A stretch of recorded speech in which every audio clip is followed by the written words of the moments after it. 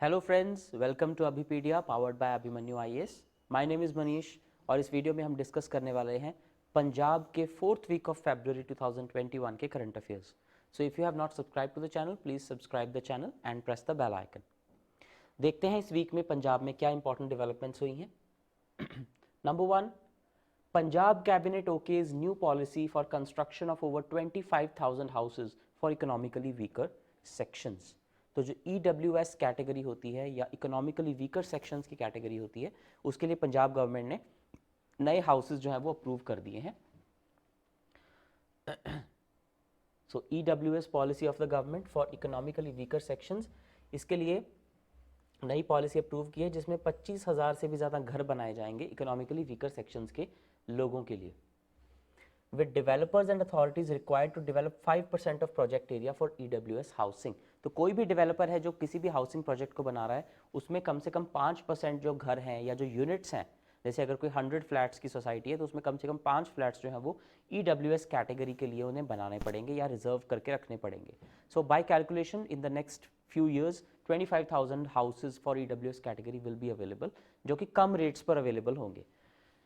So these houses would be constructed in reasonably sized pockets along with social infrastructure such as school, community center, dispensaries at convenient locations। इस तरह के जो housing societies हैं, ऐसा नहीं है कि अगर वो सस्ते बनाए जाने हैं तो उन्हें कहीं भी एक शहर के कोने में बना दिया जाएगा। दे will be made at comfortable places और उसके साथ सोशल इंफ्रास्ट्रक्चर भी क्रिएट किया जाएगा, जैसे कि schools, dispensaries, community halls. Convenient location पे इन्हें बनाया जाएगा and they will be provide access to basic civic amenities. Basic civic amenities जैसे कि water supply, electricity, sewage connections, garbage collection, ये सारी चीज़ें उन्हें वहीं पे बीच में इंक्लूड करके दी जाएंगी। So it will not be a sub standard like housing scheme, it will be at par with other housing schemes but specifically targeted for EWS category. तो ये गवर्नमेंट का विजन है। And these houses will also be constructed with latest brickless technology, जिसमें ईंटों का इस्तेमाल नहीं किया जाता। New technology, latest brickless technology using services of qualified project management agencies, they will be offered to eligible families। इसका criteria रखा गया है, थोड़ा सा लंबा चौड़ा क्राइटेरिया है, इतना ज़्यादा डिटेल में हमें जाने की ज़रूरत नहीं है, but you should know that there is a specific eligibility criteria if someone wants to qualify to get this house under EWS category, क्योंकि उसमें काफ़ी ज़्यादा फ़र्क रहेगा, काफ़ी सस्ते रेट पे वो अवेलेबल होंगे। So there is a eligibility criteria which has to be met, right. Who will be financed by banks at affordable monthly installment rates. तो उन्हें बहुत सस्ते रेट पे लोन भी मिलेगा और घर भी बहुत सब्सिडाइज्ड रेट पर उन्हें मिलेगा। तो जो भी एलिजिबल एप्लीकेंट्स हैं उन्हें जो अपना बर्थ प्रूफ है पंजाब का वो दिखाना पड़ेगा या 10 साल का स्टे दिखाना पड़ेगा पंजाब में। That means there is a criteria of domicile. Domicile का क्राइटेरिया यहाँ पर रखा गया है ताकि सिर्फ पंजाब के ही रेजिडेंट्स इसके लिए एलिजिबल हो, ऐसा ना हो कि बाहर से आके कोई इसका बेनिफिट ले ले। And Aadhaar card, ration card, voter list, driving licence, ये सब कुछ जो है इसके लिए रिक्वायर्ड होगा। Of course total documentation is there. अगर हम थोड़ा सा ब्रीफ में एलिजिबिलिटी क्राइटेरिया की बात करें, it will actually tell you how EWS is calculated, that is the purpose. Otherwise इस स्कीम से एज सच हमें इतना डिटेल में जाने की जरूरत नहीं है, but in general you should know that how government perceives the income groups in society, कि ये LIG है, लो इनकम ग्रुप है, ये MIG या मीडियम इनकम ग्रुप है, ये HIG या हाई इनकम ग्रुप है। तो उसके अकॉर्डिंग हाउसिंग सोसाइटीज़ होती हैं, LIG सोसाइटी, MIG और HIG सोसाइटी। उसी तरह से ये EWS है which is even below LIG। तो इसमें क्या है, your family income should not be more than 3 lakh per annum. अगर less than 3 lakh per annum, मतलब एक साल की फैमिली इनकम 3 लाख रुपीज़ से कम है या 25,000 रुपीज़ से कम है एक महीने की किसी घर की इनकम कंबाइंड सारे मेंबर्स की, then it is considered as a economically weaker section. EWS का सर्टिफिकेट उनका बन सकता है। This is the first criteria, this is the income based criteria. Second, जो भी एप्लीकेंट है या उसका स्पाउस है must not already own a free hold or lease hold residential unit in Punjab.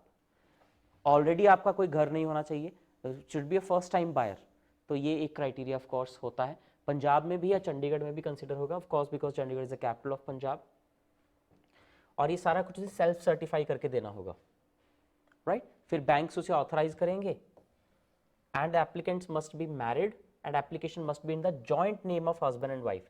अब देखिए ये पॉइंट दिखने में छोटा सा लगता है कि इसमें क्या खास है, that the application must be jointly in the name of husband and wife.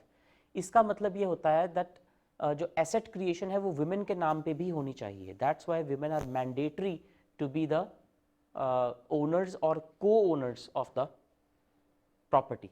तो इससे बेसिकली क्या है, विमेन अपलिफ्टमेंट भी साथ साथ हो रही है। जिस तरह से कई बार जो होम लोन्स हैं या किसी भी तरह के लोन्स हैं वो विमेन को रिबेट पे दिए जाते हैं, कम रेट्स पे दिए जाते हैं। The purpose is so that women के नाम पे लोन लिया जाए, विमेन के नाम पे एसेट क्रिएट की जाए, so that women can command more value in the society, ताकि जो पेट्रियार्की है उससे थोड़ा हम दूर जाएं। Women become asset creators as well as asset holders. तो यहाँ पर भी कुछ वैसा ही करने की कोशिश है। उसके बाद इस घर को अगले 15 साल के लिए सेल, गिफ्ट, मॉर्टगेज, एक्सचेंज या लॉन्ग लीज जैसी चीज़ें नहीं की जा सकेंगी, except within the family case of death of allottee. जिसको अलॉट किया गया है सिर्फ उसकी डेथ के केस में कुछ हो सकता है, अदरवाइज इसको आगे बेचना, पोजेशन में देना, लीज पे देना, गिफ्ट, मॉर्टगेज कर देना, this will not be allowed 15 साल के लिए, right. So this is done to provide housing society to EWS and how EWS are categorized, ये इसके दो क्राइटेरिया रहते हैं। ऑलरेडी कोई एसेट नहीं होनी चाहिए रियल एस्टेट में और 3 लाख से कम कंबाइंड फैमिली इनकम होनी चाहिए। सो इसके बाद इस तरह से रहता है कि अगर 3 लाख से 6 लाख तक की इनकम होती है तो LIG कंसिडर होता है। देन 6 लाख से लेकर I think I am not sure, अगर 10 लाख तक की इनकम होती है तो MIG या medium income group, and 10 lakh and above जो है वो HIG कंसिडर किया जाता है या हाई इनकम ग्रुप कंसिडर किया जाता है। नेक्स्ट इस तरह की एक न्यूज़ हम प्रीवियस वीडियो में भी कर चुके हैं, ODF plus plus status for Barnala municipal council. So there is no typing mistake here, ये ODF प्लस प्लस 2 बार ही आएगा यहाँ पर। बेसिकली जो स्वच्छ भारत मिशन था, स्वच्छ भारत मिशन 1 जो कि 2014 में शुरू किया गया था, उसका टारगेट था दैट बाय 2 अक्टूबर 2019, यानी कि जो महात्मा गांधी की 150th बर्थ एनिवर्सरी थी, 150वीं जयंती थी, उस दिन तक हमें इंडिया को ओपन डेफिकेशन फ्री बनाना है। ओपन डेफिकेशन का मतलब है खुले में जो शौच करते हैं, ओपन डेफिकेशन फ्री बनाना है इंडिया को। That was the target by 2 October 2019। सो 150 ईयर्स गांधी जी के कंप्लीट हुए और उस मौके तक हमें ODF को अचीव करना था, और गवर्नमेंट का मानना है कि 99% ऑलरेडी ODF अचीव हो चुका है।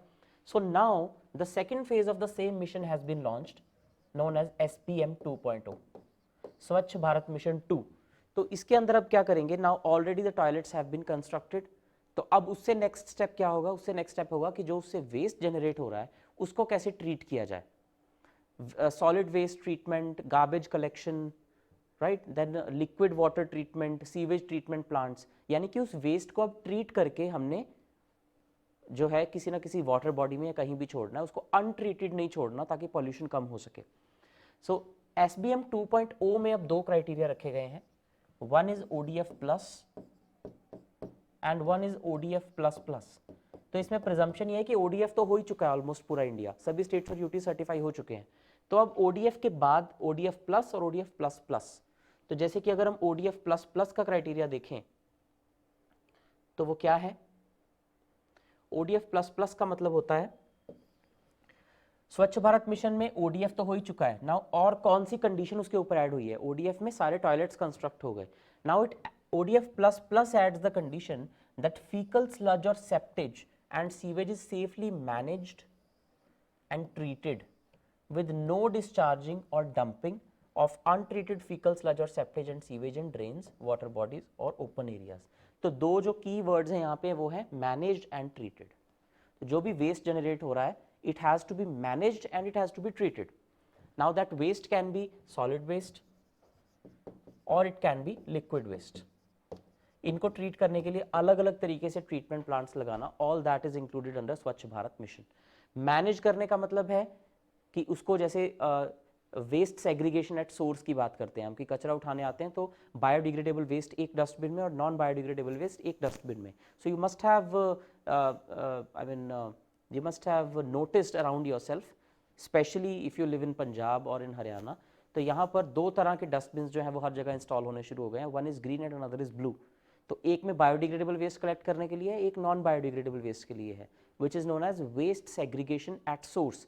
तो कचरे को सोर्स पे ही अलग अलग कर देना ताकि वो जब एंड तक पहुंचे तो बायोडिग्रेडेबल को अलग से बहुत इजीली डिकम्पोज किया जा सकता है, और जो नॉन बायोडिग्रेडेबल है उसमें से फिर फर्दर जो है वो उसमें से उसको सेग्रीगेट करके रिसाइकल किया जा सके, जैसे प्लास्टिक अलग एंड एवरीथिंग। तो ODF प्लस प्लस में ये टैग उसी डिस्ट्रिक्ट को या उसी म्यूनिसिपैलिटी को दिया जाता है जिसने अपना सारा वेस्ट मैनेज और ट्रीट करने के लिए भी कोई ना कोई सिस्टम सेट कर लिया है। जैसे कि क्या हो सकता है इसमें, सीवेज ट्रीटमेंट प्लांट हो सकता है, industrial effluent treatment plant, industries होती हैं जो बहुत सारा वेस्ट वाटर या फिर सॉलिड जो है वो एक्सट्रैक्ट करती हैं, उनको इंडस्ट्रियल एफ्लुएंट ट्रीटमेंट प्लांट लगाना होता है, और डोमेस्टिक एरियाज में सीवेज ट्रीटमेंट प्लांट लगाना होता है ताकि उस सीवेज के पानी को ट्रीट करके फिर उसे वाटर बॉडी में छोड़ा जाए, so that it does not pollute the environment. तो अब ये स्टेटस जो है ये बरनाला म्यूनसिपल काउंसिल को दिया गया है। दैट मीन्स बरनाला में जितना भी लोग जो वेस्ट मैनेजमेंट है वो अच्छे से हो रही है, that's why this tag has been given. इससे पहले ये टैग अबोहर को दिया जा चुका है, राइट। तो ये टैग देता कौन है, ministry of Jal Shakti, department of drinking water and sanitation, government of India. तो जल शक्ति मिनिस्ट्री जो है that is the nodal ministry for implementation of Swachh Bharat mission. Next, bird watching centre comes up at Ropar. अब ये environment ecology point of view से थोड़ी सी significant news है, क्योंकि रोपड़ जो है it's a wetland of international importance.